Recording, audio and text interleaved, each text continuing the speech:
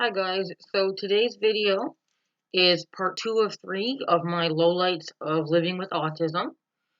And so I'm basically going to pick up where I left off last week. I was discussing executive functioning. Executive functions are a series of functions that have to do with completing tasks and monitoring yourself to make sure you're doing things appropriately. And once again, I suggest go to Google and get a good definition because that's not a good one. Um, So if I'm looking to the side a lot, I have notes here for the next couple of videos. I'm going to really try not to stare at my notes, but if I glance, that's all I'm looking at. So I'll pick up with executive functions. And the last two areas of executive functioning that I want to talk about are emotional regulation and flexibility in thinking. So let's do emotional regulation. Emotional regulation is basically the ability for someone to not just immediately act on the first thought they have. It is to be able to sit down and think of a logical solution instead of, I hate this person, let's do this, and then end up losing a job. Um, instead of walking away and saying nothing or talking to the person calmly, I would be in that first category where I'm feeling upset in the moment and I'm going to act on what I'm thinking. And that is a lack of emotional regulation, which is pretty pronounced in me for as long as I can remember. I can remember acting out in school because someone upset me or was teasing me, so I had to, right then and there, I had to deal with it. I was upset. I couldn't think of anything else except for dealing with this right now. I couldn't stop and think logically about what I should do. And then my poor impulse control, which I mentioned in the other video, would come into play as well. Because I would have this thought and I would act on the thought, and there was no gate. There was no, let's maybe not throw an eraser. So these things were getting up on me and caused issues in school. And to this day, emotional regulation is a challenge. And a lot of times you can tell I'm reacting to something purely emotionally. And I've benefited from cognitive behavioral therapy in the past, which I can use to self-talk myself out of minor anxiety now. I'm now able to stop myself and say this is not logical. But there's definitely work to be done, and that'll probably be lifelong. And the last area of executive functioning, and this is the biggest, and you'll see it so much across the spectrum. One of the executive functions is flexibility in thinking.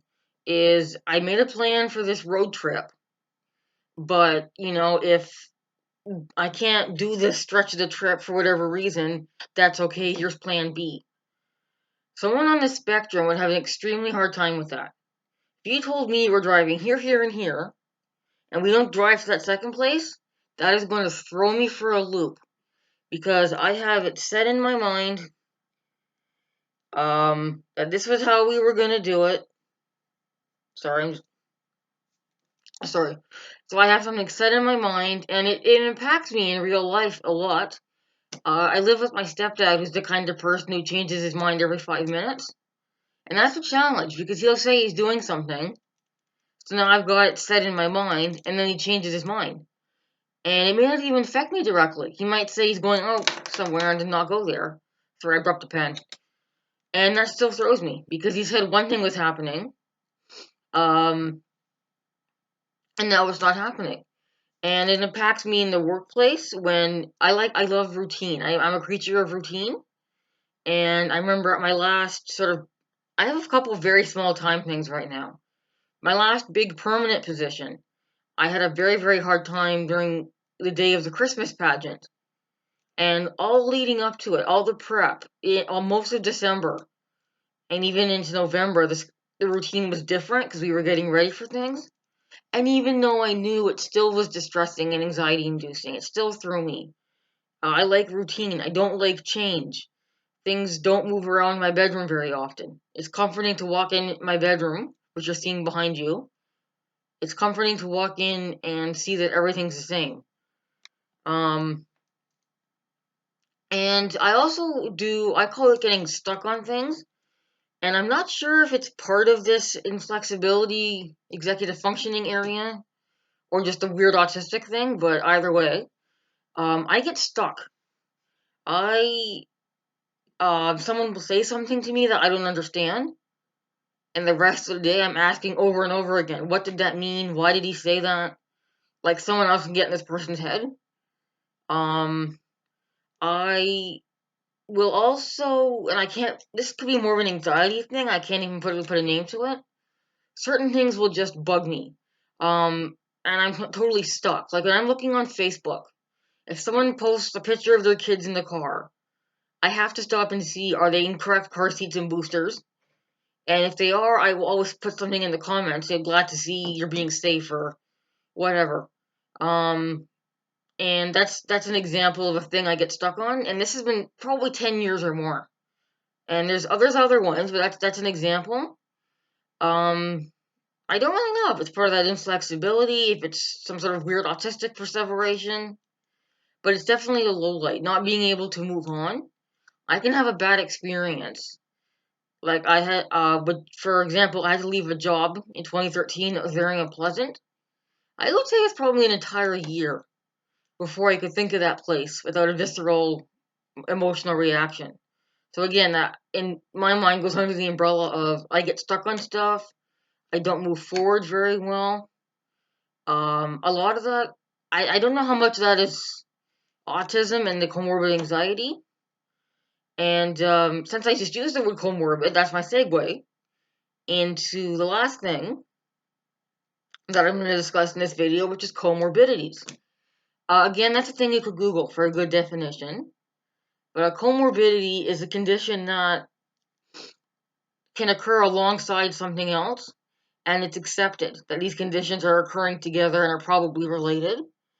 And with me, I think all my other diagnoses, I think all roads lead to autism. I have major depressive disorder and generalized anxiety disorder. Um, and mental health issues are very common on the spectrum. I think at least 50% will have anxiety. Although I could be wrong about that, I would fact check that stat, but I know it's extremely common on the spectrum. So I have those two diagnoses which require medication. More recently, I was diagnosed with the chronic pain condition fibromyalgia.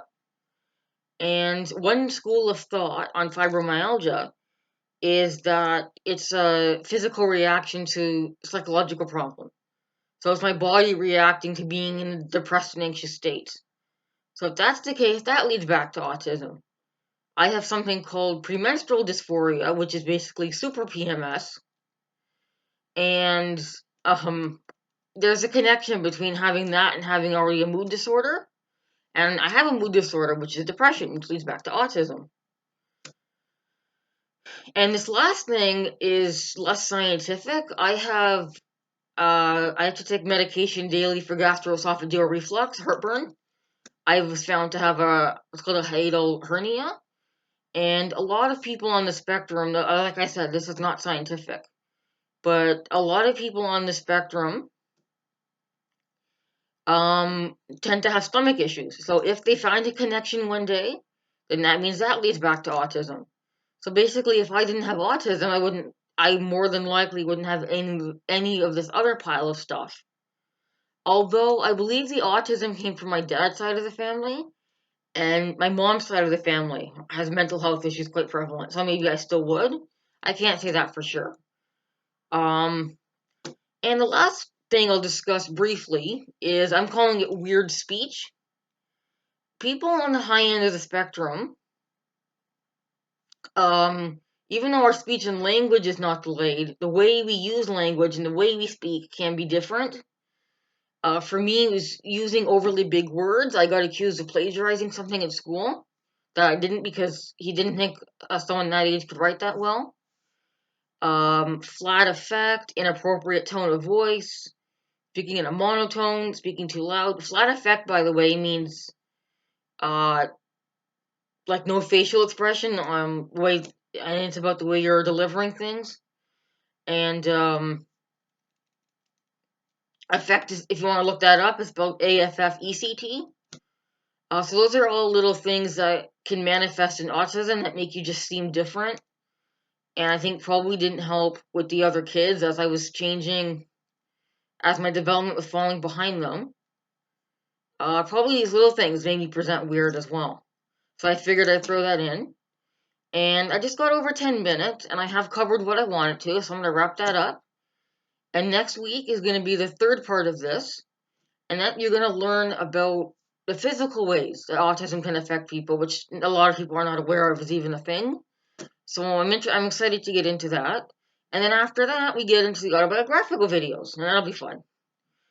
So that's more than enough for today. So thank you for watching.